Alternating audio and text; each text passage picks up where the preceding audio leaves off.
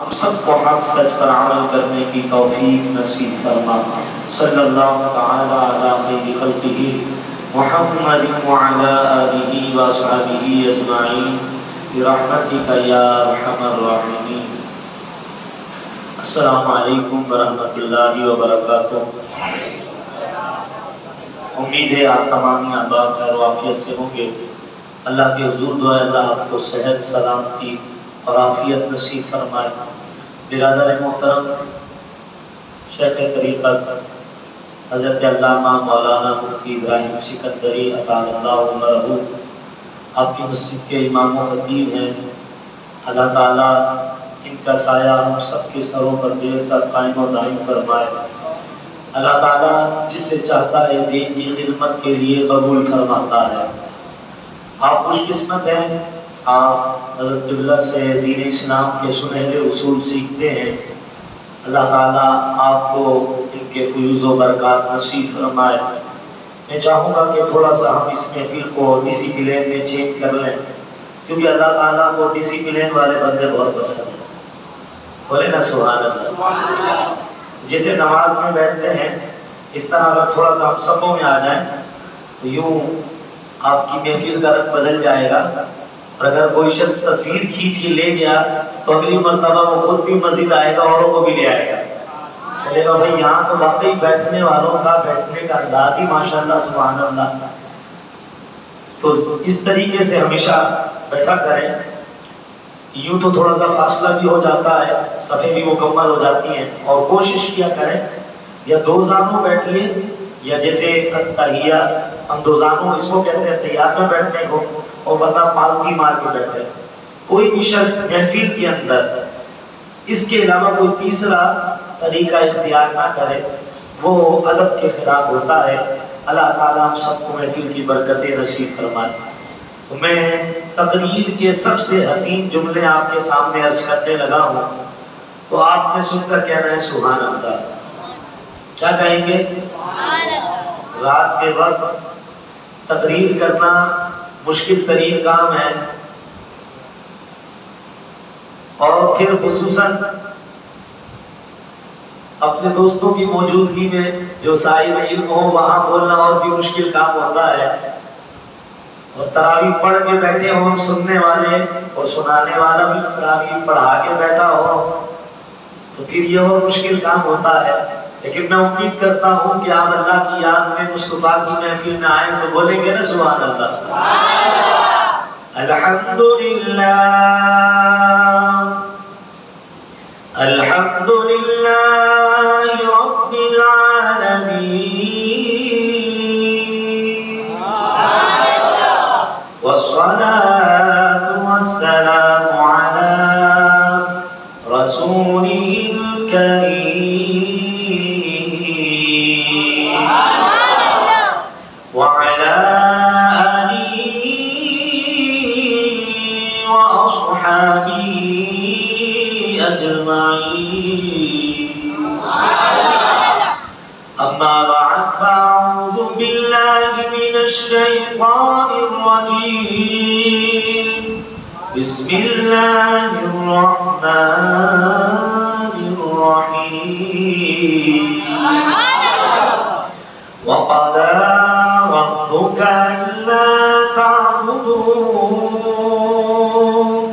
إلا إياه وبالوالدين إحسانا صدق الله مولانا العظيم قال الله تعالى في شان حبيبه إن الله وملائكته يصلون على النبي يا أيها الذين آمنوا صلوا عليه وسلموا تسليما بني الصلاة والسلام عليك يا رسول الله الصلاة والسلام عليك يا حبيب الله الصلاة والسلام عليك يا نبي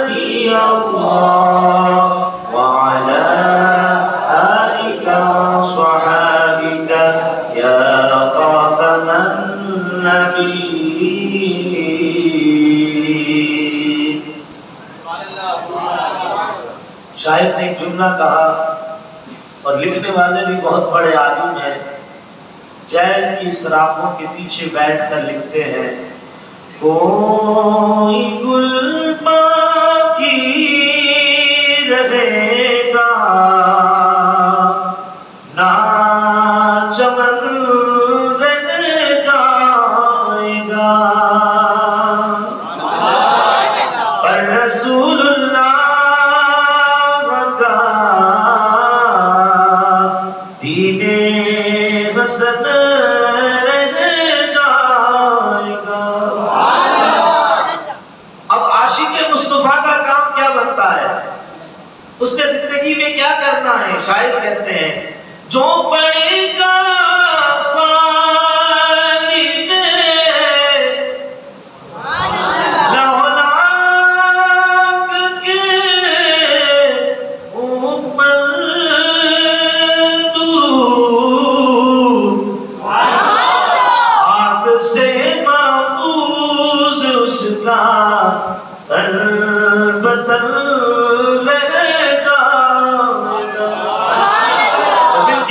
الصلاة والسلام عليك يا رسول الله، الصلاة والسلام عليك يا حبيب الله، الصلاة والسلام عليك يا نبي الله، وعلى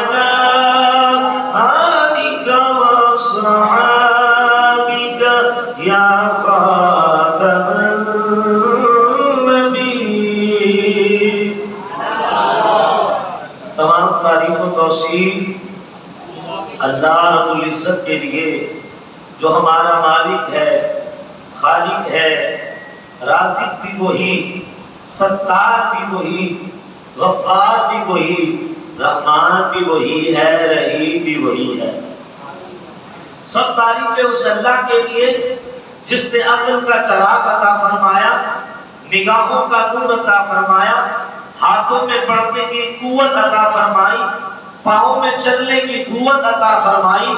سب تعریفیں اس پروردگار عالم کے لیے جس نے بولنے کے لیے زبان عطا فرمائی اور اس زبان سے اپنی تعریف کے لیے اپنا کلام عطا فرمایا اور ہمیں پیغام عطا فرمایا۔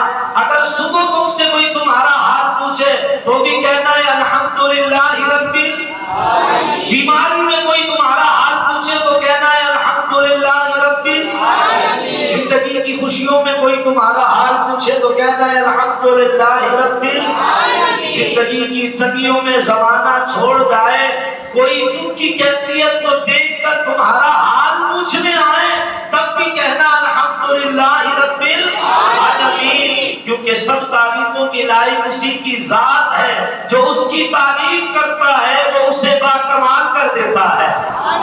اور درود و سلام اللہ کے اس محبوب پر جن کے صدقے کائنات کو بنایا گیا، کائنات کو سجایا گیا، ستاروں کو چمک، آفتابیت سورج کو عطا کی گئی اور چاند کو چمک عطا کی گئی، دریاؤں کو روانگی، سمندر کو موجیں عطا کی گئی، پہاڑوں کو بلندیاں اور صحرا میں درختوں کو لہلہانے کا موقع عطا کیا گیا۔ درود و سلام اس محبوب پر جن کے صدقے ہمیں اس کائنات میں بسا کر ہمارے عیبوں کو چھپا کر ہمیں اسی محبوب کا امتی بنایا گیا۔ عرب کی سرزمین پر ایک سردار کا انتقال ہو گیا، زندگی میں اللہ نے اسے حضور کی غلامی کا شرف عطا کیا، لیکن کبھی کبھی انسان سے غلطیاں اتنی ہو جاتی ہیں کہ اس کا حساب دینا مشکل ہو جاتا ہے۔ اسی انداز سے وہ زندگی گزار کے عالم قبر کے سفر کو روانہ ہوا، لوگ تو مٹی ڈال کے پلٹ آئے، پیچھے اس کا حساب شروع ہو گیا۔ رب العالمین نے فرشتوں کو حکم فرمایا، فرشتوں اس کی نیکیاں ذرا تولو اور مجھے بتاؤ کہ اس کی نیکیاں کتنی ہیں۔ وہ سب کچھ جانتا ہے لیکن پھر بھی فرشتوں سے حساب کراتا ہے۔ یہ اس کی قدرت ہے، یہ اس کی رضا ہے، اس میں اس نے حکمتیں پوشیدہ رکھی ہیں۔ اللہ اکبر آقا سے محبت کرنے والوں، اس بندے کے اور اس سردار کے اعمال کو تولا گیا، اس کے گناہوں سے اس کی نیکیاں سوائے ایک نیکی کے کم ہو گئی۔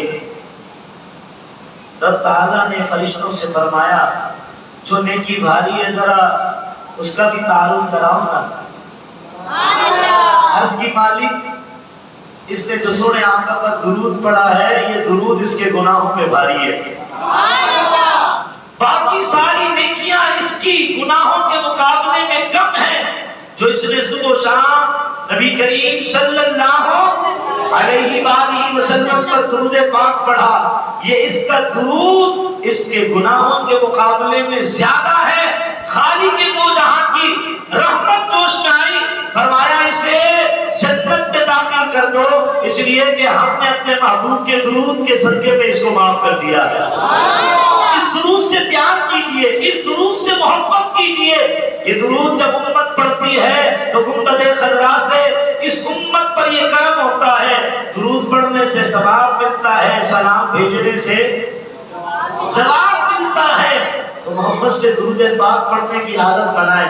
آج میرے معاشرے کے اندر لوگوں کے اندر یہ عادت کم ہو رہی ہے، پہلے گھروں کے اندر باقاعدہ یہ عادت تھی، لوگ اڈلی استعمال کرتے تھے تو اس کا دانہ سنبھال کے رکھتے تھے، رمضان میں کھجور استعمال کرتے تھے تو گٹھلی محفوظ کر کے رکھتے تھے۔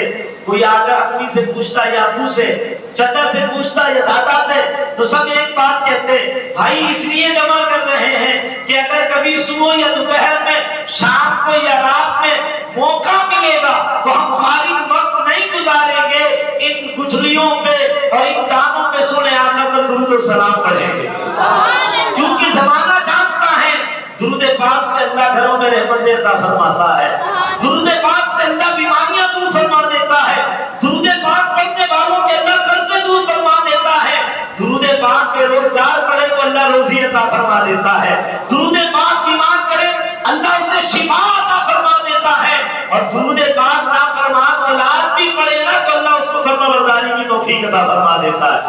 تو اس درود پاک پڑھنے کی عادت کو اپنائیے، انشاءاللہ رب تعالیٰ رحمتیں بھی عطا فرمائے گا اور برکتیں بھی عطا فرمائے گا، اور جس دن آپ کی یہ چھوٹی سی نوکری بارگاہ مصطفیٰ میں قبول ہو گئی تو دو کام میں سے کوئی ایک کام ہو جائے گا، یا مدینے والے خود تشریف لے آئیں گے، اپنا جلوہ دکھائیں گے، غلامی میں قبول فرمائیں گے، اور کبھی تو سرکار اتنی کرم نوازی بھی فرماتے ہیں مدینے بلا کر دیدار کراتے ہیں۔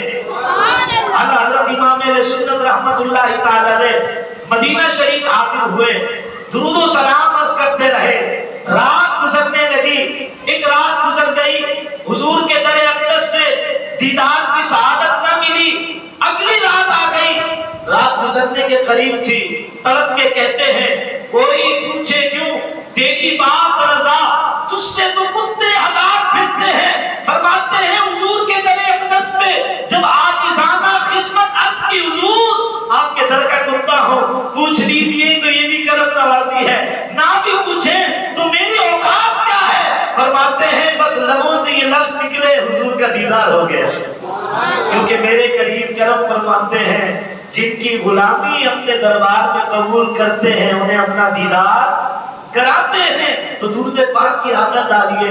آئیے برادران اسلام، ہم تو صلات کے بعد یہ عرض کرنے لگا ہوں کہ قرآن مجید فرقان حمید کے 15ویں پارے سے میں نے ایک آیت مبارکہ آپ کے سامنے تلاوت کرنے کی سعادت حاصل کی ہے۔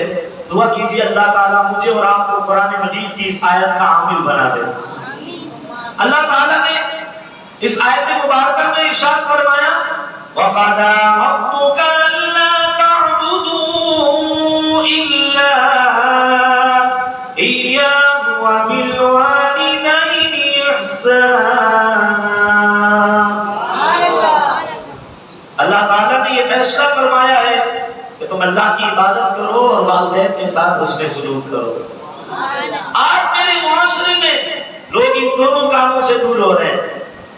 لوگوں کو آپ بولیے کہ جناب چلیے باہر کسی غریب کی مدد کرنی ہے، ساری قوم چل پڑے گی، اور اب تو ہمارے اندر یہ مصیبت آ گئی ہے، ہم مدد بھی دکھاوے کی کرتے ہیں، اللہ رسول کے لیے نہیں کرتے۔ ابھی رمضان میں جو تماشے ہو رہے ہیں وہ کسی کو بتانے کی ضرورت تو نہیں ہے، ایک آٹے کے بورے کے ساتھ 4 آدمی کھڑے ہو کر غریب کی عزت کا مذاق اڑاتے ہیں۔ اے نبی سے محبت کرنے والوں، پیارے آقا سے پیار کرنے والوں، اللہ نے تمہیں عطا فرمایا ہے، اس انداز سے صدقہ کرو کہ تمہارے دوسرے ہاتھ کو خبر نہ ہو۔ یہ بھی کوئی نیکی ہے کہ تم کسی کی عزت کے ساتھ مذاق اڑا رہے ہو؟ میرے بھائی، نیکی کرو کس کے لیے؟ اللہ کے لیے۔ اور جس نے تمہیں یہ نیکی کرنے کا حکم دیا نا، وہی تمہیں یہ حکم بھی دے رہا ہے کہ تم اللہ کی عبادت کرو۔ آج ہم مسلمانوں نے رمضان المبارک میں نماز تراویح ادا کی، سحری کے وقت تہجد ادا کی، صبح فجر کے بعد لوگ اتنی جلدی سوتے نہیں ہیں تو گھروں میں مائیں بہنیں بیٹیاں بھی عشاء پڑھ لیتی ہیں، کچھ تو چاش پڑھ کے آرام کرتی ہیں۔ ایسی کنڈیشن میں جب رمضان جاتا ہے تو پھر ہم فجر کی نماز سے محروم ہو جاتے ہیں۔ اعتکاف میں آنے والا، پابندی سے رمضان میں محفل اٹینڈ کرنے والا، وہ بھی فجر میں دور ہوتا ہے، اپنے گھر میں سو رہا ہوتا ہے۔ ہمیں سوچنا ہوگا کہ رمضان سے ہم نے کیا سیکھا؟ رمضان میں اللہ نے سب سے پہلا موقع کیا عطا فرمایا؟ ادھر چاند نظر آتا ہے تو دوسری طرف یہ اعلان ہوتا ہے کہ مسجد میں عشاء کی نماز کے بعد کون سی نماز ہوگی؟ تراویح۔ گویا رمضان کی عبادتوں میں سب سے پہلی عبادت جو ہمیں عطا کی گئی وہ اللہ کے حضور سر جھکانے والی ہے۔ نماز عشاء کے ساتھ نماز تراویح دی گئی۔ ہمیں رمضان یہ بتا رہا ہے کہ اے بندو، تم نے اس مہینے میں اللہ کے حضور سر جھکانا سیکھا ہے، زندگی بھر اپنی نمازوں کی حفاظت کرو۔ اور ہم اللہ کے حضور جمعے میں بھی بڑی لیٹ آتے ہیں۔ ہمیں غور کرنا ہوگا کہ ہم تو اللہ کے ماننے والے ہیں، ہمارا یہ نظریہ ہمیں کھلانے والا کون؟ پلانے والا کون؟ ہماری زندگیوں کا مالک، ہماری موت کا مالک، ہمیں مرنے کے بعد قبر میں اٹھانے والا، قبر میں حساب لینے والا، قیامت تک قبر کی آغوش میں سنانے والا، اور صبح قیامت ہمیں اٹھا کر ہم سے زندگی بھر کا حساب لینے والا، وہی پروردگار ہم سے پہلا سوال بھی نماز کا کرے گا۔ اور آج ہم نے رمضان کی برکتوں کو اس انداز سے سمیٹنا ہے کہ اس امید سے گھر پلٹیں گے کہ آج کے بعد نماز کی حفاظت کریں گے، کیونکہ اللہ تعالیٰ نے فرمایا ہے کہ اس کی عبادت کی جائے، وہی عبادت کے لائق ہے، اس کے علاوہ کوئی عبادت کے لائق نہیں ہے۔ اور عبادت کرنے کے بعد جب آپ گھر پلٹیں تو دوسرا کام یہ ہے کہ انسان اپنے والدین کے ساتھ حسن سلوک کرے، انسان اپنے والدین کے ساتھ نیکی کرے، کیونکہ والدین دنیا میں وہ عظیم ہستیاں ہیں جن کی بڑی نیکیاں ہوتی ہیں، بڑے احسانات ہوتے ہیں، بڑی کرم نوازیاں ہوتی ہیں۔ ماں گود سے لے کر جوانی تک اولاد کو بڑی محبت دیتی ہے، بابا جان آپ کے پیدا ہونے سے لے کر آپ کی شادی تک آپ کے لیے بڑی دعائیں کرتے ہیں، بڑی محنت کرتے ہیں، بڑے لوگوں کی تکالیف برداشت کرتے ہیں، لیکن آپ کو کبھی غمزدہ نہیں رہنے دیتے۔ لہذا آپ کا حق بنتا ہے کہ آپ بھی ان کے ساتھ حسن سلوک کریں، آپ بھی ان کے ساتھ نیکی کریں، آپ بھی ان سے پیار کریں، آپ بھی ان کے خوابوں کی تعبیر بن کے دکھائیں۔ وہ جو چاہت رکھتے ہیں آپ اس کو تکمیل تک پہنچانے کی کوشش کریں، کیونکہ نبی مصطفیٰ کو جنبش ہوئی، رحمت کے پھول بکھرنے لگے، میرے کریم آقا صلی اللہ علیہ وآلہ وسلم نے ارشاد فرمایا، جب حضور سے کسی نے سوال کیا حضور سب سے بہترین عمل کیا ہے، فرمایا وقت پہ نماز ادا کرنا اللہ کو سب سے زیادہ پسند ہے۔ ہم نے نماز تو پڑھنی ہے بھائی، کیونکہ ہم مسلمان ہیں، ہمارا دین اسلام ہے، اور صاحب اسلام جناب محمد الرسول اللہ صلی اللہ علیہ وآلہ وسلم ہمیں یہ تعلیم دے کر گئے ہیں کہ ایک مسلمان پر اللہ نے نمازیں تو 5 فرض کی تھی، لیکن معراج کی رات 50 نمازیں یہ 5 کی صورت میں حضرت موسیٰ علیہ السلام کے صدقے میں چینج ہو گئی۔ پڑھتے 5 ہے، ثواب کتنے کا ملتا ہے؟ اللہ اکبر، نماز تو ہم نے پڑھنی ہے۔ اس کے بعد جو دوسرا کام کرنا ہے والدین کے ساتھ نیکی کرنی ہے۔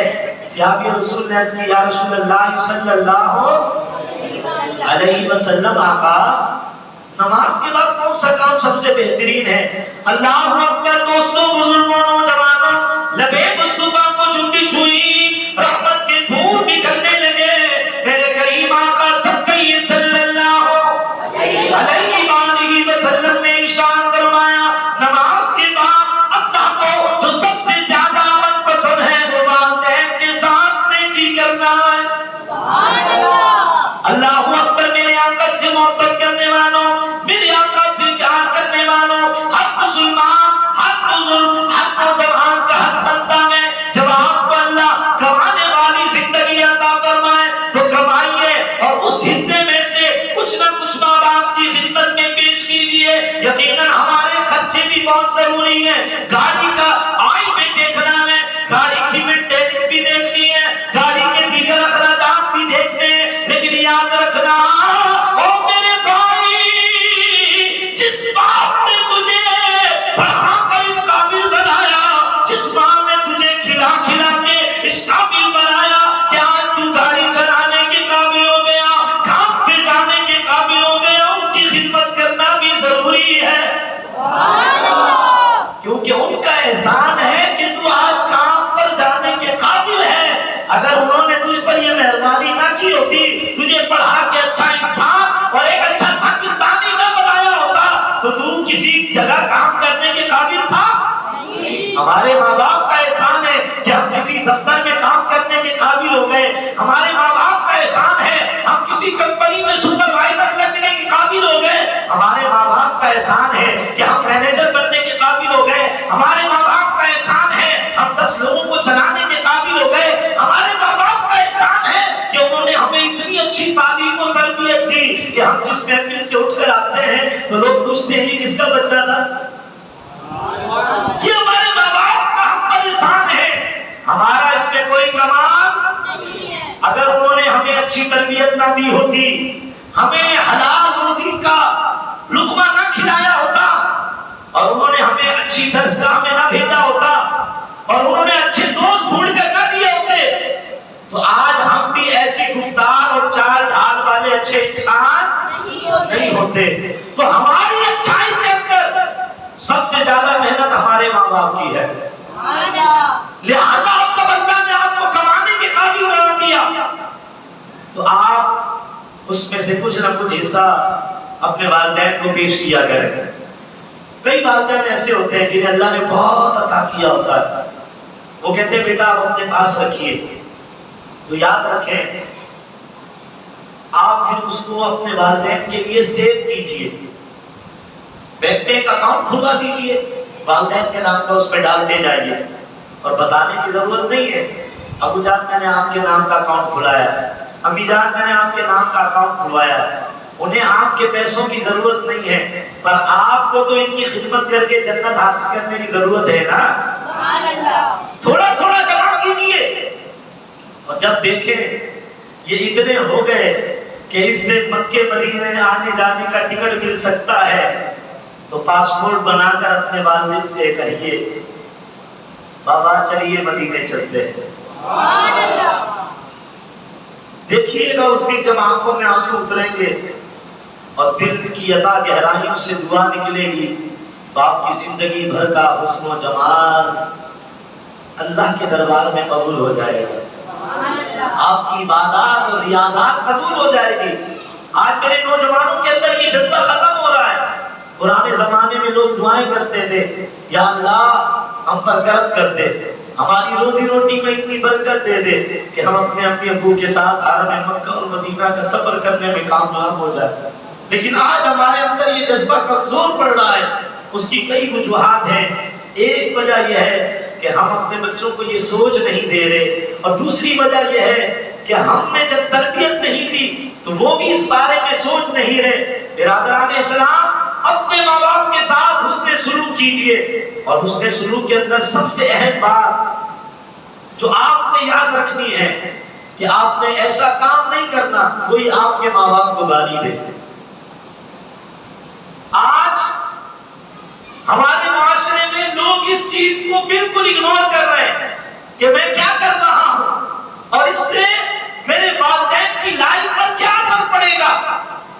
لوگ کہتے ہیں ارے دیکھا جائے گا, مفتی صاحب جو ہوگا وہ دیکھا جائے گا. میرے بھائی, کوئی تیرے باپ کو کیروان سے پکڑا جائے گا تو دیکھا جائے گا.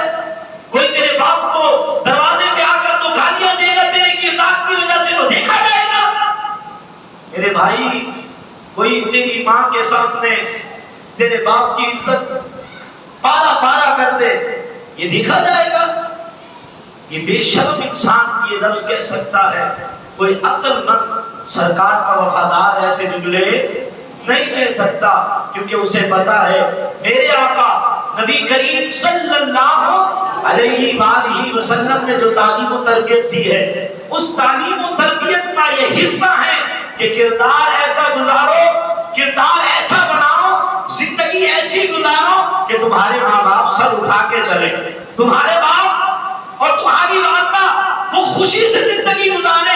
لوگوں کے اندر جب بیٹھے تو ان کا سینہ چوڑا ہو جائے کہ اس جوان کی ہم نے تربیت دی ہے, اسے کما کے ہم نے کھلایا ہے, اسے پڑھا کر اچھا انسان ہم نے بنایا ہے. حضور علیہ الصلوۃ والسلام کے درس میں ایک صحابی حاضر ہوئے اور عرض کرنے لگے یا رسول اللہ صلی اللہ علیہ وسلم, آقا ماں باپ کے بارے میں کچھ فرمائے نا. تو حضور نے فرمایا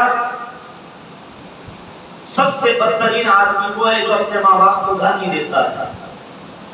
عرض کی گئی یا رسول اللہ صلی اللہ علیہ وسلم, آقا بھلا اپنے ماں باپ کو بھی کوئی گالی دیتا ہے؟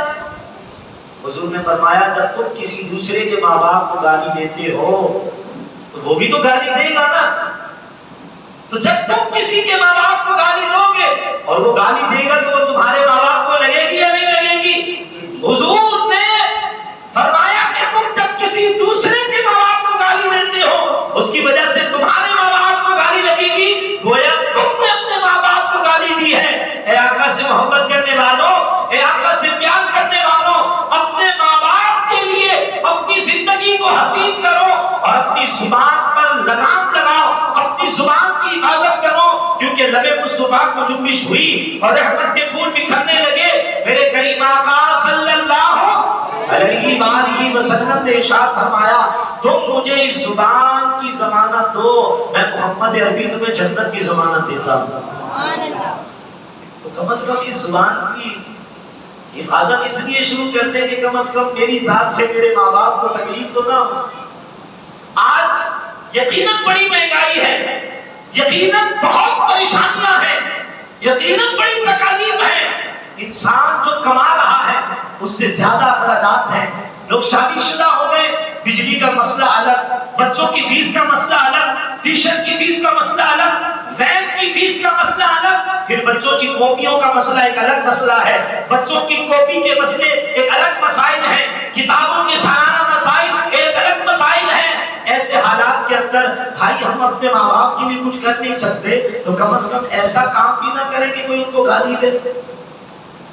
اگر اپنی ذات سے فائدہ نہیں دے سکتے تو کم از کم اپنی ذات سے نقصان بھی نہیں ہونا چاہیے, کیونکہ ماں باپ دنیا کی عظیم نعمت ہے.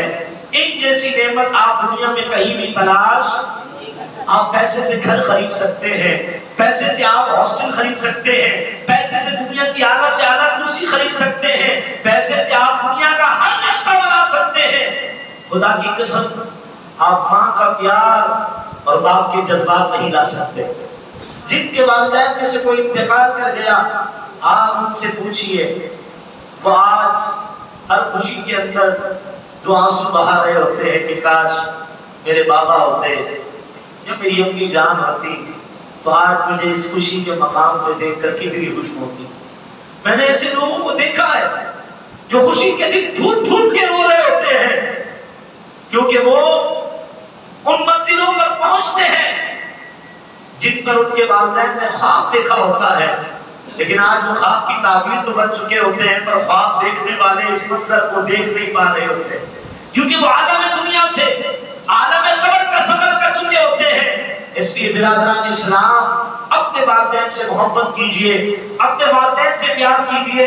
میں دوستوں سے ایک بات عرض کیا کرتا ہوں کہ آپ کے والدین سے بہتر دنیا میں آپ کے لیے کوئی بھی سوچتا، دنیا کے جتنے لوگ ہیں سب کی سوچ ایک طرف، آپ کے والد اور آپ کی والدہ کی محبت بھری سوچ اس سے بھاری ہوتی ہے۔ دنیا کے تمام لوگوں کی سوچ ایک طرف اور آپ کے والد اور آپ کی والدہ کی جو سوچ ہے وہ ان سے زیادہ قیمتی ہوتی ہے۔ ان کی فکر کو سمجھنے کی کوشش کیجئے، ان کے جذبات کا احترام کیجئے۔ وہ جو آپ کو رائے دیتے ہیں، آپ کی کسی بات پر کوئی کمنٹس کرتے ہیں، آپ کو اس پر ناراض نہیں ہونا چاہیے، بلکہ آپ کو غور کرنا چاہیے۔ ہمارے نوجوان اکثر یہ کہتے ہیں، ارے امی آپ تو ہر وقت بولتی رہتی ہیں، کبھی خاموش نہیں ہو جایا کرے، کتنا بولے گی۔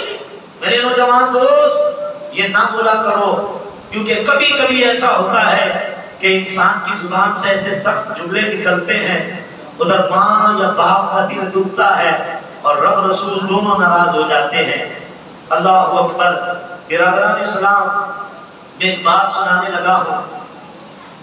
الترغیب و ترہیب کے اندر شیخ نے لکھا کہ وہ قبرستان سے گزر رہے تھے۔ بولیے کہاں سے گزر رہے تھے؟ اگر آپ بولیں گے نہیں تو پھر بات آگے جائے گی نہیں۔ کہاں سے گزر رہے تھے؟ قبرستان سے گزر رہے تھے۔ شیخ فرماتے ہیں میں قبرستان کے قریب سے گزرنے لگا، عصر کی نماز کا وقت تھا، ایک قبر اچانک پھٹی اور ایک شخص قبر کے اندر سے کھڑا ہوا۔ انسانی جسم میں سر گدھے کا تھا اور وہ گدھے کی طرح ہانک رہا تھا۔ شیخ فرماتے ہیں اس نے 3 مرتبہ اسی طرح اونچی آواز سے چیخنے اور چلانے والی کنڈیشن مجھ پر ظاہر ہوئی اور پھر وہ دوبارہ قبر میں لیٹا۔ نظام قدرت کے تحت قبر بند ہو گئی۔ اب شیخ فرماتے ہیں میں جیسے ہی آگے نکلا تو ایک شخص دروازے پہ بیٹھا تھا، اس نے مجھے کہا حضرت صاحب آپ نے منظر دیکھا ہے؟ میں نے کہا ہاں میں نے منظر دیکھا، ایک قبر پھٹی تھی، ایک انسان کھڑا ہوا جس کا چہرہ انسانوں کی طرح نہیں تھا، گدھے کی صورت میں بدل چکا تھا اور آواز بھی گدھے کی صورت میں بدل چکی تھی۔ خدا جانے اس نے کون سا جرم کیا کہ اتنی بڑی اس کو سزا ملی۔ وہ شخص کہنے لگا حضرت صاحب بات یہ ہے، وہ بوڑھی خاتون دیکھیے قبرستان کے سامنے ایک دروازے پہ بیٹھی ہے، یہ جو سود کاٹ رہی ہے یہ اماں اس نوجوان کی ماں ہے۔ فرمایا یہ نوجوان شراب پیتا تھا، شراب کے نشے میں گھر آتا تھا۔ ماں سمجھاتی تھی بیٹا یہ کام کرنا بہت بڑا جرم ہے، اللہ رسول کو ناراض کرنے والا کام ہے، بیٹا اس سے توبہ کر لے، باز آ جا، مرنے کے بعد حسابوں کی طرح بڑا مشکل ہو جائے گا۔ تو یہ اپنی ماں سے کہتا تھا تو گدھے کی طرح چیختی ہے۔ اللہ نے اس کو مرنے کے بعد یہ سزا عطا کی ہے کہ روزانہ دنیا اس کا تماشا دیکھتی ہے، اس کی قبر پھٹتی ہے اور یہ قبر میں کھڑا ہوتا ہے، شکل گدھے کی طرح بدلی ہوئی ہوتی ہے اور گدھے کی طرح چیختا ہے۔ خدا جانے یہ سزا کب تک اس کے ساتھ رہے گی۔ میرے آقا سے محبت کرنے والوں، اے نوجوان دوستوں، ماں باپ کے لیے ایسے الفاظ استعمال نہ کرنا کہ کہیں پکڑ ہو جائے اور پھر موت قریب آ جائے اور قبر کی آغوش میں اترتے ہی ہمارا وہی حال ہو جائے۔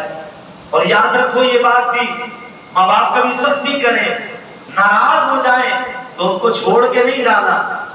ہمارے معاشرے میں یہ مصیبت عام ہوتی چلی جا رہی ہے، ماں باپ نوجوانوں کی شادی کراتے ہیں اور نوجوان کیونکہ ہمارے معاشرے میں تربیت یافتہ نہیں ہے، نوجوان نہیں جانتے ہمارا لائف سٹائل کیا ہونا چاہیے، نوجوانوں کو نہیں پتا کہ گھر کے اندر والدہ کو اور اپنی بیوی کو کیسے لے کر چلا جاتا ہے۔ یہ چیزیں سیکھنے سے آتی ہیں۔ میں بڑوں سے ہاتھ جوڑ کے عرض کروں گا خدارا اپنی زندگی کے تجربات اپنے بچوں سے شیئر کیجئے، ان کو بتائیے کہ بیٹا میری زندگی میں کیسے کیسے اتار آئے، میں نے کہاں کہاں تمہاری امی اور تمہاری دادی کے درمیان بات بنانے کی کوشش کی۔ یہ چیزیں نہیں بتائیں گے بچہ کیسے سیکھے گا؟ وہی ہوگا کہ جب اس کو کسی چیز کا علم نہیں ہوگا تو پھر شیطان اپنی چیزیں سکھانا شروع کر دے گا اور نتیجہ وہ ہوگا جو ساری دنیا کے سامنے ہے۔ لڑکا کہے گا کہ میں کس کی سنوں، ماں کی سنوں تو بیوی جاتی ہے، بیوی کی سنوں تو ماں جاتی ہے۔ اب نتیجہ یہ نکالتا ہے میرا نوجوان دوست کہ امی سے کہتے ہیں امی ہاتھ جوڑ کے عرض کر رہا ہوں مجھے الگ کر دیجئے، میں نے الگ گھر میں رہنا ہے۔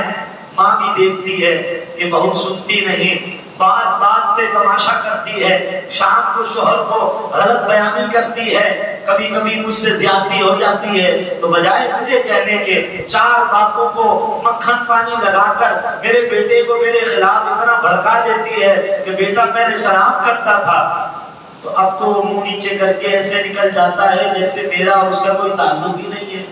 تو ماں بھی کہتی ہے بیٹا جا، جہاں تیرا پیر ہو وہیں تیرے لیے خیر ہو۔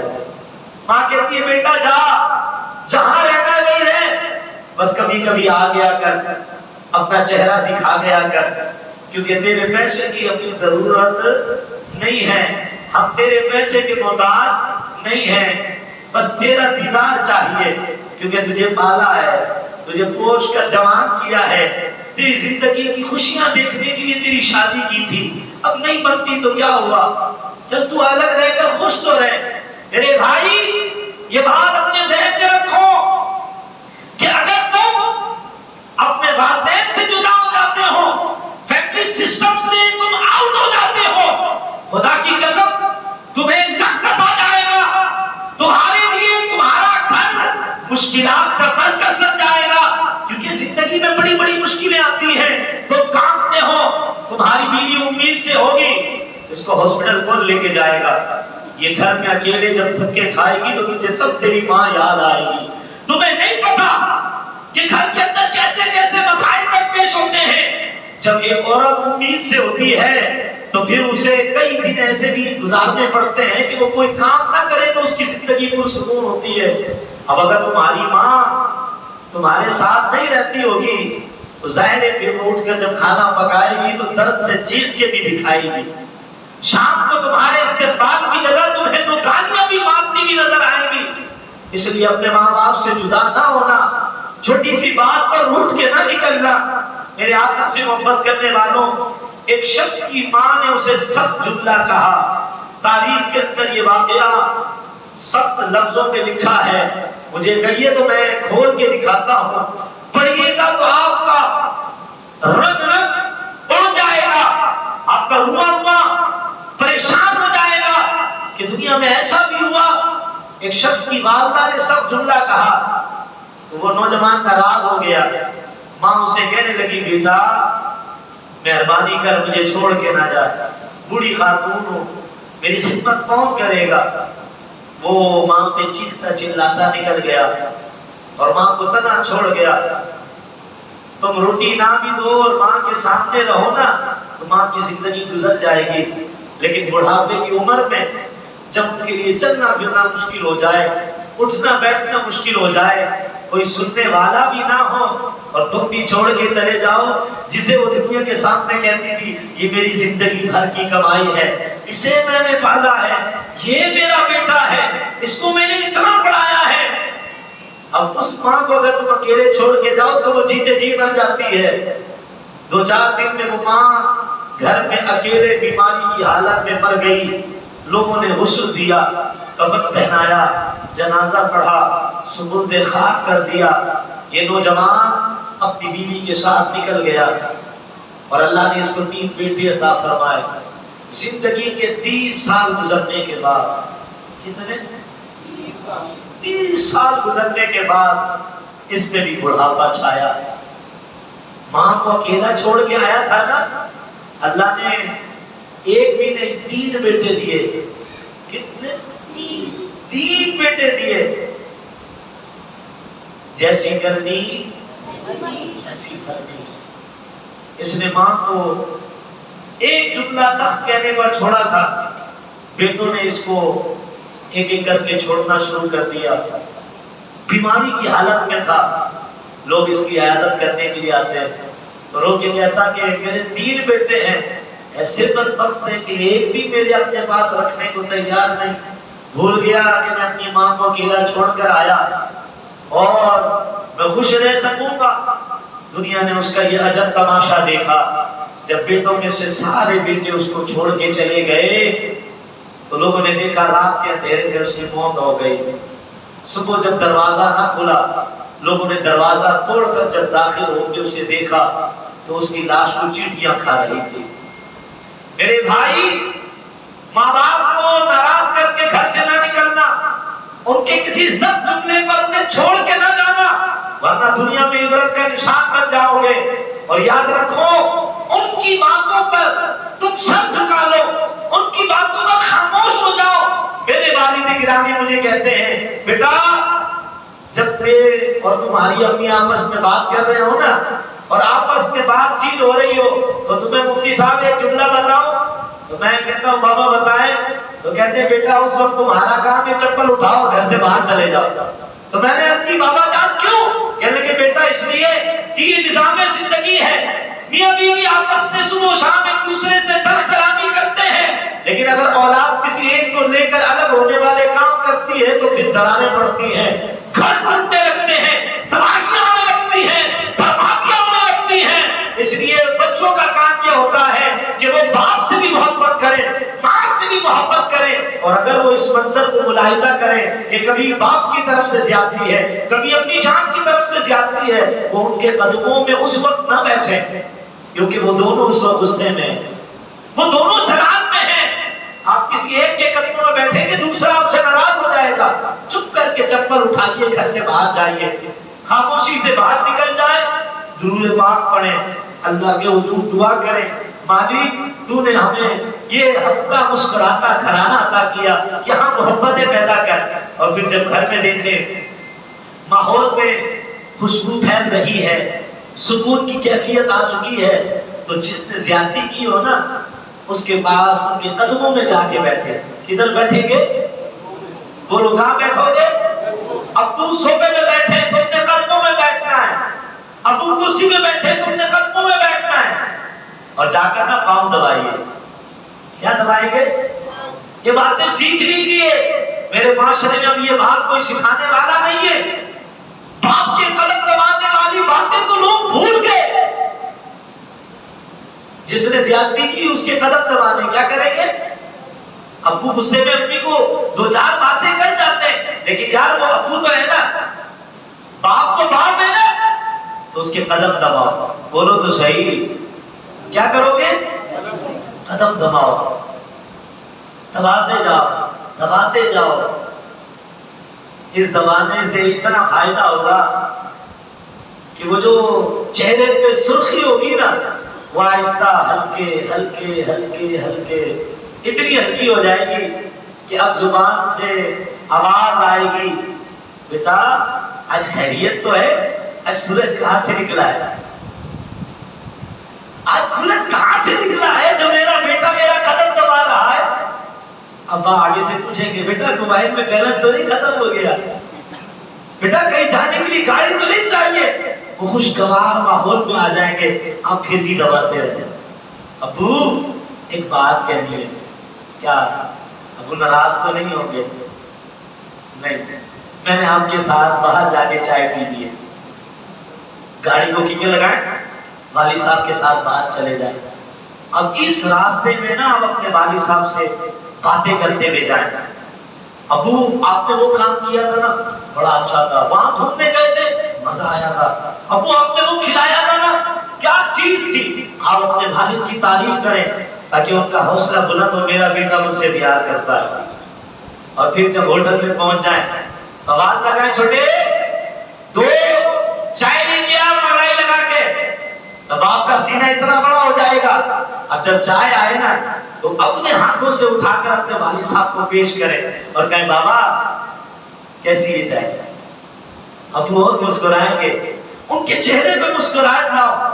جب تک یہ خوشگوار ماحول میں تبدیل ہو جائے، تو نے کہا ابو یہ سارے کام اس لیے کہہ رہا تھا کہ آپ میرے والد ہیں اور وہ میری والدہ ہے۔ آپ میرے والد ہیں، وہ میری والدہ ہے۔ میں آپ کی خدمت میں ہاتھ جوڑ کے کہتا ہوں امی سے ذرا نرم رویہ رکھیے نا، کیونکہ وہ میری امی ہے اور آپ میرے ابو ہیں۔ یقین کیجئے جس جوان نے کبھی اپنے والد گرامی کے قدموں میں بیٹھ کر یہ خدمت کرنے کا شرف حاصل کیا اور وہ اپنے والد کو اپنے ساتھ بٹھا کر کسی ہوٹل تک لے گیا اور اپنے والد کی تعریف کرتا رہا، وہاں اپنے والد کو اس نے چائے پلا کر اتنا عرض کیا نا ابو بس تھوڑا سا نرم ہو جائے، امی ہے نا غلطی ہو جاتی ہے معاف کر دیا کریں۔ یقین کریں پھر آپ کے گھر میں شاید لڑنے کی نوبت ہی نہ آئے، کیونکہ وہ پھر آپ کی محبتوں پہ آنسو آئیں گے کہ اس عورت نے ایسا حسین بیٹا جنم دیا ہے کہ جو میری غلطی پر بھی میرے قدم دبا کر کہتا ہے ابو امی سے غلطی ہو گئی تو معاف کر دیا کریں۔ وہ کبھی بھی اس طرف نہیں جائیں گے۔ گھروں کے اندر جھگڑا اور فساد اس لیے ہوتا ہے کہ بچے ماں باپ کے بیچ میں بولتے ہیں، بد کلامی کرتے ہیں اور غلط جگہ لے جاتے ہیں اور پھر الگ ہونے کی بات کرتے ہیں۔ دیکھیں کبھی کبھی تو سختی گھر کے اندر کرنی پڑتی ہے، وہ موقع ہوتا ہے، ہر وقت ایسا نہیں ہوتا۔ کبھی کبھی آپ چیخ کر گرم ماحول کو بھی ہلکا کرتے ہیں، کبھی آپ خود ناراض ہو کر ان دونوں کو ایک کرتے ہیں، لیکن ہر مرتبہ یہ پیترا نہیں چلے گا۔ لیکن قدم دبانے والا یہ پیترا ایسا ہے کہ جب جب دبائیں گے تو مدینے کی دعا بھی مل سکتی ہے۔ آئیے اپنے ماں باپ سے محبت کیجئے، پیار کیجئے اور ان کی خدمت کیجئے اور ان سے دعائیں حاصل کرنے والے کام کیجئے۔ میرے پاس تو باتیں بہت ساری ہیں، میں آپ کو واقعات بھی سناتا چلا جاؤں گا، لیکن ٹائم مجھے بتاتا ہے کہ حضرت صاحب آپ تھوڑا اور آگے جائیں گے نا تو پیچھے سے یہ دوست شاٹ ہو جائیں گے، یہ بھاگ جائیں گے، لہذا جلدی سے آپ اپنی تقریر کو سمیٹیں۔ تو لیجئے جو اپنے ماں باپ سے محبت کرتا ہے اسے اللہ تعالیٰ انعام کیا عطا فرماتا ہے۔ ایک ہاسپٹل کے اندر ایک نوجوان زخمی حالت میں آیا اور ایسی سخت حالت تھی کہ ڈاکٹر نے اعلان کر دیا، لوگوں کو بتا دیا کہ بھئی اس کو گھر لے جاؤ، ہم اس کی کوئی خاطر خدمت نہیں کر سکتے، ہم اپنی خدمات پیش کرنے سے عاجز ہیں۔ جیسے یہ بات اس شخص کی والدہ تک پہنچی تو والدہ بستر مرض پہ آ کر کھڑی ہو گئی، اللہ میرا بیٹا بڑا اچھا ہے، بڑی خدمت کی ہے، بڑا نیک بچہ ہے، یا اللہ اسے ایمان پر موت دے۔ ادھر ماں کی زبان سے الفاظ نکلے ادھر اسے کلمہ نصیب ہو گیا۔